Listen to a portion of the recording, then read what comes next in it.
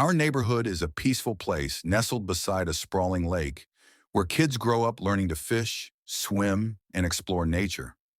My son, Ethan, has always had a special connection to the outdoors, especially fishing. But what Karen, the notorious HOA enforcer, didn't know nearly got Ethan into serious trouble. One bright Saturday morning, Ethan grabbed his fishing rod and headed down to the lake. He was excited to practice the techniques he'd learned as part of a state-sponsored youth wildlife conservation program. The program not only teaches kids how to fish, but also educates them on environmental stewardship, fish population monitoring, and responsible wildlife practices. Ethan was carefully documenting his catch and release efforts, tagging fish for the program's scientific data, and following every regulation to the letter. But Karen didn't see it that way. As Ethan was setting up his spot near the water, Karen appeared, her face flushed with frustration. "You're not allowed to fish here," she yelled. "This is a private community, and fishing is prohibited without a permit. Stop now or face consequences." Ethan, startled but polite, tried to explain. "I'm part of a state wildlife program. I have the proper permissions and training. I'm not harming the environment. I'm helping to protect it." Karen wasn't having it. She stormed off to the HOA office to file a complaint, threatening fines and a ban on fishing near the lake for everyone. When I heard about the confrontation, I knew something had to be done.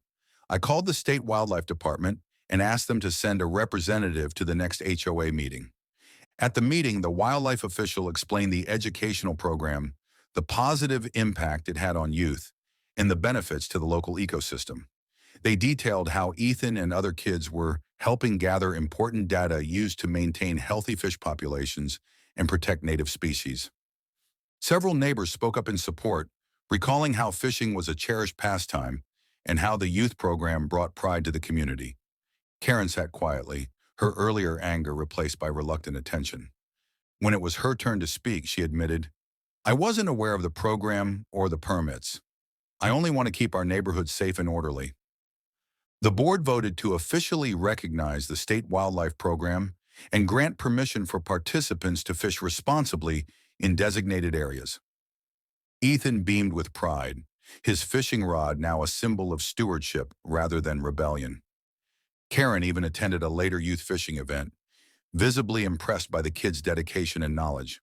What started as a conflict turned into an opportunity for education, respect, and community engagement.